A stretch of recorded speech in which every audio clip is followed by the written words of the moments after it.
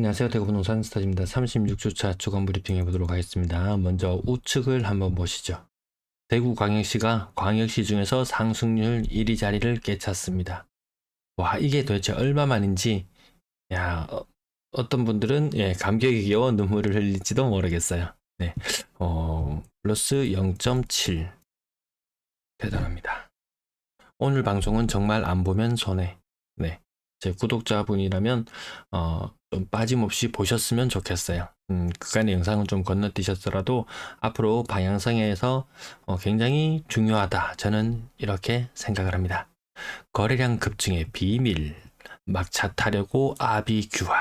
자, 이 덕분에 거래량이 급증한 것이 아닐까 이렇게 생각하면서 봅니다. 세종시 내용 너무 중요해서 제가 영상은 찍고 부산 방송에 올렸었는데 한 1000분이 보실까나? 네, 생각보다 대구에 만약에 올렸으면 한 500분 보셨을래나? 그 다음 부산이 더 많이 봐서 올렸는데요. 대구분들도 이게 놓치면 안 되겠다 싶어서 제가 중요한 거 몇 페이지만 가지고 와봐서 보여드립니다. 23년 9월 현재의 모습입니다. 세종시 보합권으로 접어들었다는 소식은 제가 전해드렸었죠.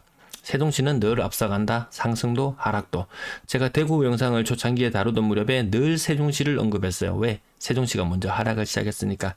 대구가 그 뒤를 졸졸 따라가고 있었으니까. 세종시가 급격하게 하락했다가 아주 급한 반등을 보여줬죠. 얼마나 시게 반등했는지는 기억나시나요? 플러스 0.39까지도 올라갔어요. 미친 상승 아닙니까? 색깔 자체가 달라졌어요. 근데 그랬던 우리 아이가 상승폭을 반납하기 시작하더니 가장 최근 일자에는 보합까지 내려와 버렸다는 거죠. 세종은 대구의 미래다. 이런 말씀 많이 드렸죠. 남자는 여자의 미래다. 여자는 남자의 미래다. 뭐 영화 제목 그런 거 비스무리하게 따라하려고 했었는데 기억하시는 분이 있을는지 모르겠네요. 그렇게 시장 분위기가 좋다고 해도 매도 물량이 증가했거든요. 근데 요 차이, 미세한 각도 차이 보이시나요? 그 이전과 박스를 이렇게 나눠서 끊어 보시면은 매물이 좀 덜 느네, 조금 줄어드네 라고 했는데, 야, 대출 규제, 야, 안 되겠어, 가계대출 너무 증가해, 얘기가 나오자마자 무섭게 50년 주던데 뭐 DSR을 그딴 식으로 우회를 했었다고, 이런 말이 나오기가 무섭게 매물이 급반등하는 거 세종시도 예외는 아니었어요. 전세 물량 대구보다는 뭐 조금 더 앞서가지만 물량이 정체를 보이다가 다시 반등하고 있는 현상, 이 지역 불문의 현상입니다. 월세 물량 또한 마찬가지 하락세가 점점 줄어들면서 모양새가 조금 바뀌어가고 있어요. 전체 임대 물량도 증가로 돌아섰어요. 자, 그러면 대구는 이제 플러스권으로 접어든 지 한 달 정도 되는 것 같은데요. 세종시는 이미 그 한참 전부터, 이미 3월달부터 반전을 깨했고 6개월 전이네요. 6개월 전부터 상승을 시작했고 대구는 이제 1개월 정도. 과거에 기억나시나요? 21년 대구는 실거래 지수가 11월부터 아마 거의 하락을 시작했을 거예요. 세종은 아마 그때도 한 6월부터 하락을 시작했을 거예요. 뭔가 좀 닮은 꼴, 뭔가 보이시나요? 네. 자, 요거 60까지 치고 올라가야 안정기인데 지금 아직도 급격하게 반등했던 매수 심리도 그 자리 제자리 걸음하고 있어요. 제자리 걸음한 이후로 60 이상까지 강하게 치고 나가는 모습을 보여주고 있지 못해요. 매물이 너무 많아요. 생각보다 매수세는 약해요. 아파트 거래량 세종시 2월 달에 573건까지 올라갔거든요. 생각보다 세종시가 증가할 때는 외지인도 많이 가담을 합니다. 근데 최근에 7월의 거래량을 보시면 299건이에요. 573에서 299가 되었다? 거진 반토막 맞죠? 거진 반토막이죠. 이렇게 상황이 안 좋은 걸 여러분들은 시중의 뉴스를 통해서 들어본 적이 있었나요? 먼저 상승했던 세종시 거래량 반토막 나다. 이런 뉴스 못 보시잖아요. 그래서 늘 언론의 뉴스만 보고 졸졸 따라다니면 한 발 늦을 수밖에 없다. 부동산은 2년, 3년은 최소한 보고 앞날을 보고 투자를 해야 되는데 당장의 현실도 파악을 못 하는데 무슨 미래를 보고 앞으로 나간다고 할 수 있겠습니까? 세종시 전세 월세 비중 보세요. 전세 사는 사람이 없어요. 월세를 더 선호해버립니다. 그러면 월세 더 비싸잖아 라고 이야기할 수 있지만 보증금이 묶이는 우려도 없을 것이고 또한 그 부담이 무작정 높지도 않아요. 세종시에도 월세 물건 많거든요. 자, 시장 분위기가 이렇게 흘러갑니다. 2010년경 이명박 정부가 들어서고 추락하는 집값을 끌어올리려고 했지만 2014년까지 흘러내렸죠. 이때 반등했을 때 팔용기, 남들이 반등하는 거 아니야? 이거 찐 반등이잖아 하면서 남들이 살려고 달려들 때 팔용기가 있었을까요?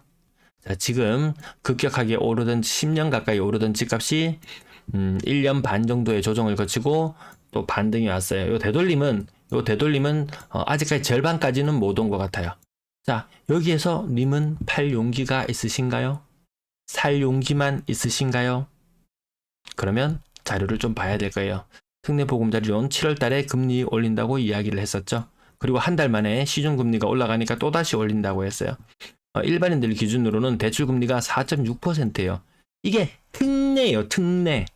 일반 시중은행에 가서 일반 주담대를 받으려고 하면 생각보다 높아요. 집단대출은 일부 낮은 것들이 있다고는 하지만 기존 대출자 갱신되는데 나 기존에 3.5% 있었는데 갑자기 은행에서 연락이 왔는데 5.6%로 올려달래. 이런 일이 허다합니다. 허다해요.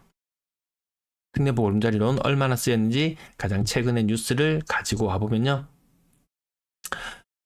이때 당시가 6월 말 기준으로 28조를 사용했다고 했어요. 28조, 6월 말 기준. 이 막 자료가 좀 뒤죽박죽이 되었는 게요. 어떨 때는 유효, 어떨 때는 신청 기준. 자, 요거는 이제 정확하게 빌려간 겁니다. 89.4%, 35조 4천억이 소진되었어요. 요 한 달 사이에, 특례보금자리론 다 끝내가네 하고, 혹은 특례보금자리론 금리 좀 있으면 또 오른대 하고 사람들이 급하게 신청을 하는 경우들이 많았을 거예요.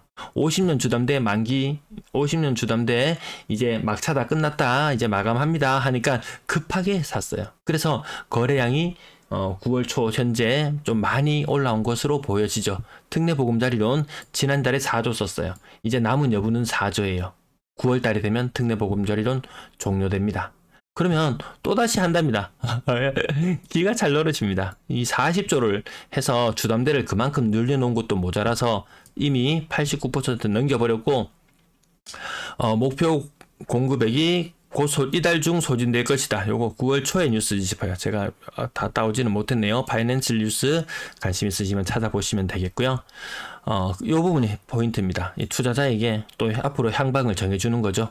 금융당국은 목표 공급액이 조기에 소진돼도 내년 초까지 원활한 게 뭐 또 돈을 공급한다는 말이에요. 또 MBS를 발행하고 이러면 얘는 특례보금자리론 받는 소수의 사람들이 거래를 살려주면서 가격을 일부 반등시킬지는 모르겠지만 나머지 전체 대출자들의 금리를 다 끌어올려요. 시장금리를 끌어올리는 바람에 다 끌어올립니다. 변동금리들 골병 듭니다.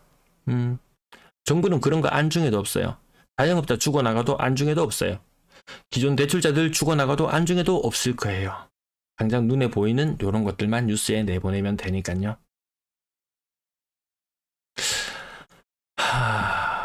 과연 될까? 과연 얼마나 돈을 충당할까? 참 대단합니다. 대단해요. 왜 이럴 수밖에, 왜 특례를 계속 내놓을 수밖에 없는가? 1.3 대책으로 전방위적으로 규제 해제했죠. 1월 달에 거래량 상승, 눈에 띄는 거래량 상승이 보이지 않았어요. 뭐 규제 해제에도 뭐 효과도 없네. 돈 한번 뿌려볼까? 하고 특례를 내놓는 순간 이 반응이 오더라는 거죠, 시장에. 중요한 포인트인데요.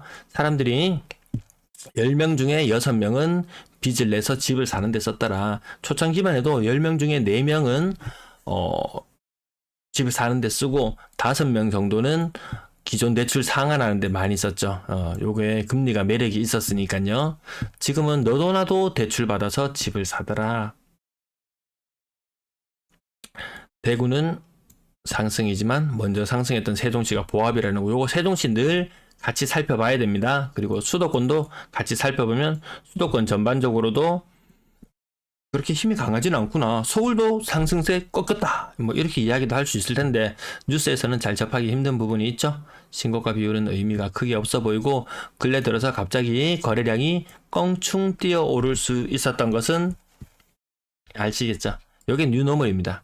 네, 뉴노멀의 박스의 한계는 여기더라. 자, 대선 이후에 거래량은 요 정도 순, 올라간다고 해도 요 정도 선, 네, 유리천장에 가로막힌 듯한 느낌이 들 거예요. 이게 규제 해제와 돈 살포 이 두 가지를 했는 거예요. 이제는 여기에서도 시장 참여자들이 반응이 없으면 이제 뭔가 혜택을 줘요. 추가적인 혜택을 줘야 되겠죠.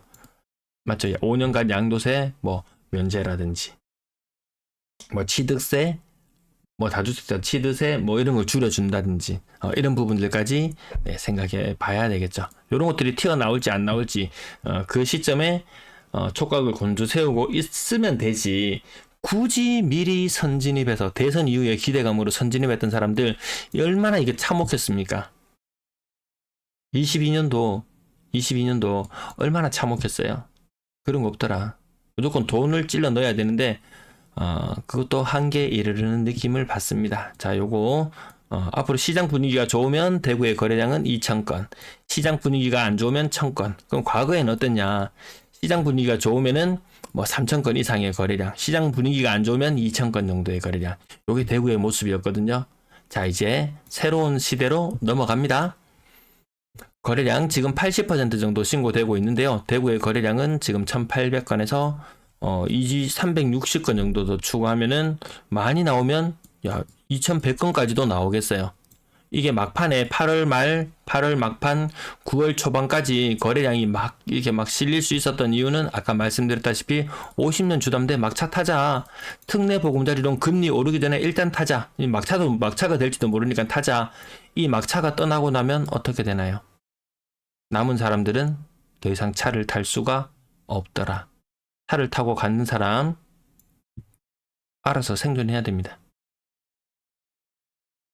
대구의 거래량 그나마 상황은 낮습니다. 한동안 가장 빨간색일 때도 있었는데 부산이 지금 거래량이 가장 처참한 수준으로 무너져 내렸고 대구는 요 끝자락을 보시면 그래도 중치기는 하는구나. 중간은 가자